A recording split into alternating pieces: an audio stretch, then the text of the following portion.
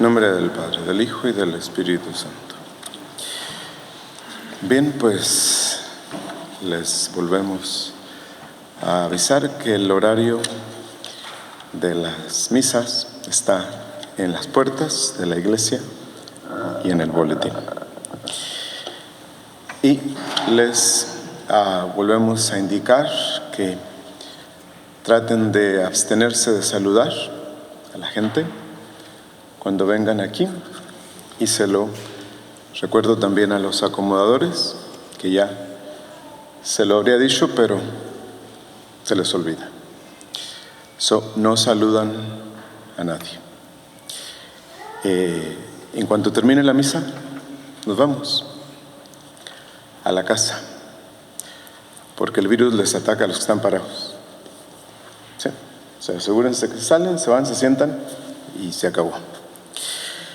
Sí, entonces, porque hay muchos que no han podido superar el miedo. El miedo que va en contra de la fe. Pues no lo han superado. Que se supone que después de un año casi, no han superado el miedo. Porque no han querido. Sí. Por lo demás, pues si no los vemos aquí el 24, y el 24 o 25 vienen a una sola misa. No vengan a más de una misa, para que haya más espacio para otras personas. Si no vienen entre semana, pues les deseamos de parte de la parroquia una feliz Navidad a ustedes y a sus familias. Muy bien, pues el interés de la medicina es que las personas estén enfermas. No es la salud el interés, sino la enfermedad. Sí, y esto que se conoce como medicina preventiva, que la gente se agarra a ir cada mes, o cada año, o a veces cada semana, a hacerse un chequeo, eso solo hace que vayan saliendo cosas, porque nadie es perfecto. Entre más vayan con el doctor, más cosas van a salir. ¿Sí? Entonces, la idea es que si uno previene la enfermedad, cualquiera, va a vivir mejor y va a vivir más tiempo. Eso no es cierto. Eso no es cierto en la actualidad. ¿Sí? Entonces, esto de la medicina preventiva no toma en cuenta un factor muy importante, que sin incertidumbre no hay vida. Y eso los doctores lo saben muy bien. Sin incertidumbre no hay vida. ¿En qué consiste esto? Que cualquier posibilidad de acercar a la persona, de acercarlo a lo que realmente le va a pasar, que se va a morir, de acercarlo a lo que le va a pasar, cuándo y cómo y de qué forma, eso es matarlo. ¿Sí? Es lo mismo que matarlos. Entonces, no entiendo cuál es la idea de tener que ir con el doctor. ¿Sí? Entonces, la medicina tiene su interés en la enfermedad. Y así prolonga no solamente los males reales, sino los posibles. Si todos fuéramos ahorita con el doctor a hacernos un chequeo, todos tenemos inicios de diabetes. Sí. Pero vayan con los tarahumaras de Chihuahua, a ver cuántos indios sufren de diabetes. Ninguno. ¿Por qué? Porque todos viven juntos. Para donde se va uno, se van todos. Y en cambio acá, de tanta carencia emocional y afectiva en todas las casas, que falta el cariño. Y cuando falta el cariño, el cuerpo no funciona bien.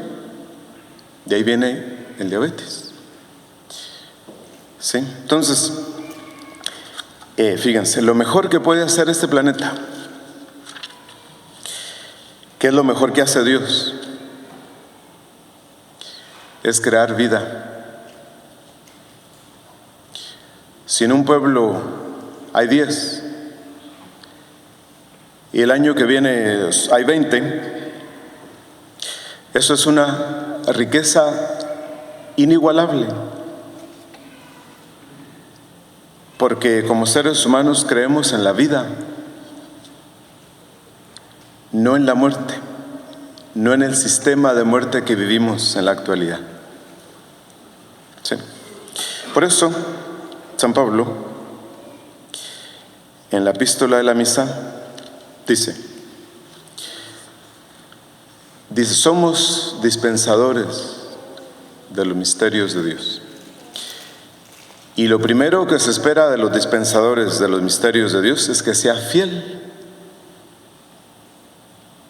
Es decir, que no decaiga, que no abandone la fe. ¿Sí? Y ustedes dirán, pues que yo nunca abandono la fe, nunca he abandonado la fe. Pues no la han abandonado, pero se asustan. No son fieles. ¿Sí? Y ya vemos los estragos que ha ocasionado el miedo en nuestras familias, en nuestras sociedades y en la iglesia misma. ¿Cuántos de los que apenas venían a misa, ahora que no es necesario, ya no volverán? ¿Cómo creen que van a convencer a sus hijos de que tienen que venir a misa los domingos? Si la ven por la televisión o en el YouTube, no los van a convencer. ¿Sí? Entonces, entre nosotros tenemos un problema muy serio que ataca la raíz de la fe, con la desconfianza. ¿Sí? Me ha tocado ver que allí como no frecuento mucho Food City, no voy a Food City porque me voy por los pasillos y luego pues ahí no deja de pasar que, Padre, ¿me bendice esto? Una vela que dice con todo y para todo.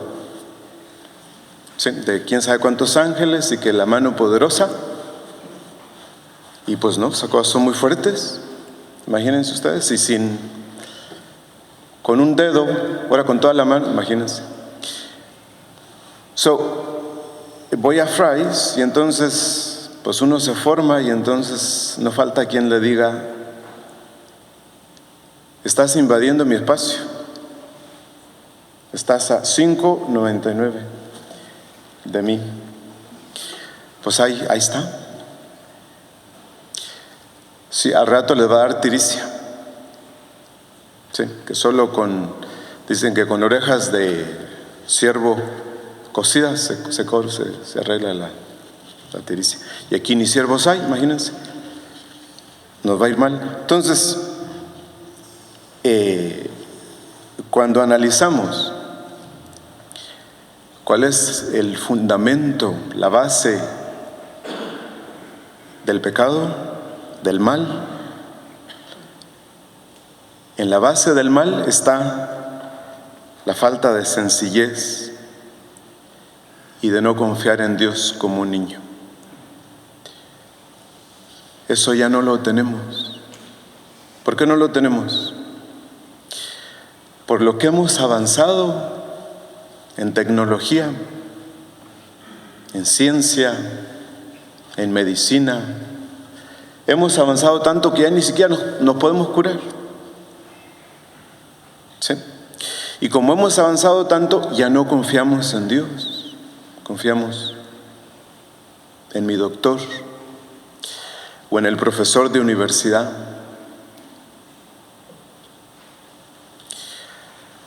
Entonces, desde los comienzos de la historia de los hombres, Adán y Eva fueron sometidos a la prueba de la fe. Que Satanás no se acercó a Adán y a Eva y les dijo: ustedes tienen que pecar. Se acerca y les dice: ¿qué tal si Dios no es lo que ustedes se imaginan? Ya está. Listo. Ese fue todo el problema. Lo hizo de una manera perfecta desde un punto de vista psicológico. No dijo: sean infieles o sean desobedientes. Simplemente les dijo: ¿qué tal si Dios no es lo que ustedes se imaginan? Entonces, en las bases del mecanismo del mal que condujo al pecado está la siembra de la desconfianza en Dios, la cual tiene una repercusión seria psicológicamente hablando, porque el hombre que desconfía siempre se siente amenazado. La persona de la que desconfío es para mí un peligro. ¿Sí? Entonces,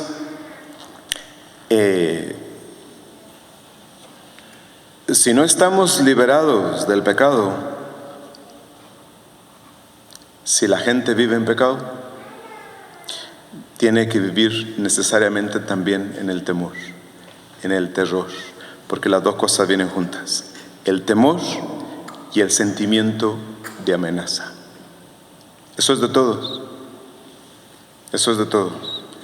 Nosotros tenemos ya un año siendo tentados por esta siembra de la desconfianza. Porque cuando esta desconfianza repercute en mi actitud hacia Dios o hacia los demás, pues ya estamos acabados. El pecado destruye al hombre,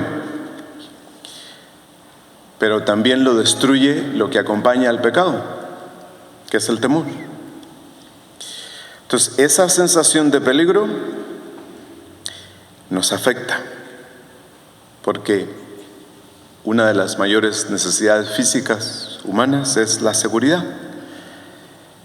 ¿Sí? Entonces, el temor se presenta como estado emocional cuando ustedes ven la televisión, cuando ustedes escuchan noticias de otros familiares que de forma trágica se han muerto y tantas cosas. Un estado emocional que afecta solo lo más simple, tangible, sensible del alma. Pero si permitimos que ese estado emocional afecte nuestra relación con Dios, nosotros somos culpables de ese terror que hemos permitido que afecte nuestra relación con los demás y con Dios. Y eso habría que confesarlo. ¿Sí? Entonces, hay diferencia entre un estado emocional de peligro y que ese estado emocional, que es otra cosa, se apodere de mis pensamientos, de mis relaciones con Dios y con los demás. Este último terror es el que está mal. Entonces, no se trata de impedir o luchar para que el temor no nos afecte, sino que la fe determine todo. ¿Sí? Entonces, ahí está el caso del delirio, de la psicosis delirante, que la tienen muchos. Hace un año nadie tenía este problema de tener miedos que no están basados en la realidad. ¿Sí? Entonces, dice San Pablo: ¿quién nos separará del amor de Cristo.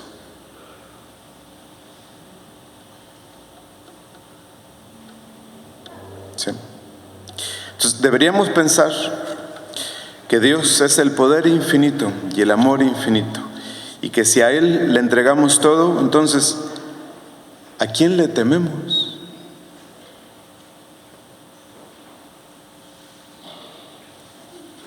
Estos pensamientos llenos de fe tienen que eliminar el temor de la esfera espiritual y poco a poco dominar todo lo demás de nuestra vida.